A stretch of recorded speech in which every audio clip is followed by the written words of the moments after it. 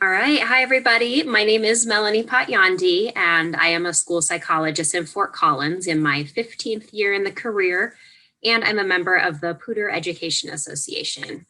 I am so proud to have been a part of the CEA Leadership Fellowship during the 2020-2021 school year. The opportunity presented itself at a really critical point in my professional and personal life. And I'm grateful that I had the support of my mentor and fellowship class as I navigated what you're going to see has been a pretty eventful year. When I was accepted for the fellowship this past summer, I was feeling adrift in my career. As a school psychologist, I'd reached a level of competency that made some of the day-to-day duties of my job feel unfulfilling. I found myself yearning for more leadership opportunities, but struggling to find my direction. Luckily, I felt like I was moving forward in my union and found purpose in my work on ballot issues to increase school funding. I also joined the state school psychology board as a regional representative.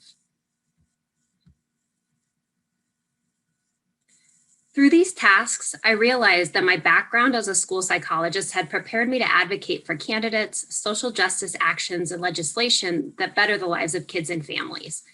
I started attending local town hall meetings, was appointed to the Fort Collins Women's Commission, and campaigned for pro-public education candidates. In 2019, I also worked with my state representative to pass a bill that provides stipends to school psychologists with national certification. I built great connections with my local electeds and gained confidence that I had found my leadership path. An opportunity to take the next step presented itself in November of my fellowship year, when my city councilwoman won a county commissioner seat and needed to vacate council early. I decided to apply and was selected from a field of 9 to fill the seat for the following 3 months until the April 2021 election. My little boys were so proud to see me sworn in. While working my full-time job at school, I performed the duties of councilwoman, hosting listening sessions, responding to constituent concerns, and researching issues for meetings. Simultaneously, I ran a full-blown campaign to retain my seat. I raised $16,000, one $75 donation at a time, and together with my team distributed hundreds of yard signs and made 30,000 voter contacts. I was elated that so many of my supporters were from my school and union families. I also had parents of my students speak on my behalf about how my experience working with individuals with mental health issues and disabilities would enrich my decision-making on council.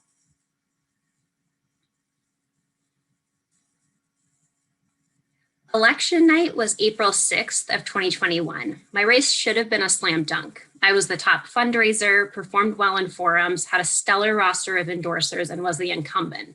But I was up against 4 opponents, 3 of whom were progressives like me. In the end, I won amongst the progressives by a handy margin, but lost to the lone conservative candidate by 43 votes. This photo is of me sitting in council chambers for the last meeting of my tenure. I was proud, but felt like I had lost momentum when it came to a goal that was a great fit. Post-election night, I waited a week for votes to be finalized. I received news that I had definitively lost while I was at the Capitol for a CEA lobby day. I got a call from a reporter with my local newspaper shortly thereafter, and one of her first questions was whether or not I would run again. After a few days to process, I landed on a solid yes, or as solid as one can be 2 years out from a municipal election. I feel strongly that my perspective as a working mom, mental health professional, and public educator is needed on City Council.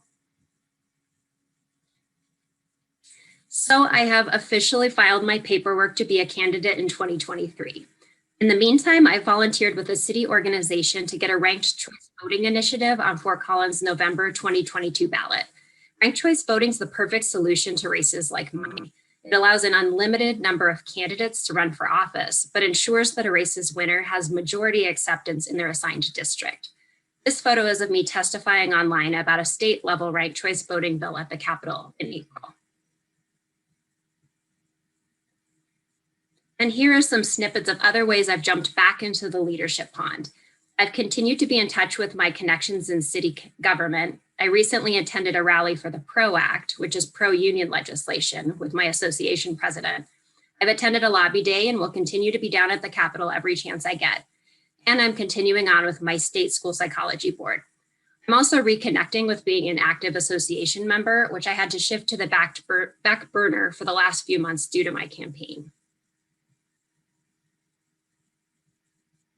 As you might be able to see, I am bouncing back from losing my election, but it was hard. A good reframe came for me during a post-election chat with one of my high school students who had just lost a student council race. After commiserating, I was sure to remind her that public servants serve no matter what, and that leaders lead no matter how. It was a good reminder for her, but also a good reminder for me. This is not the end of my advocacy journey in education or otherwise, and I can't wait to see what lies ahead for me in the years to come. Thank you.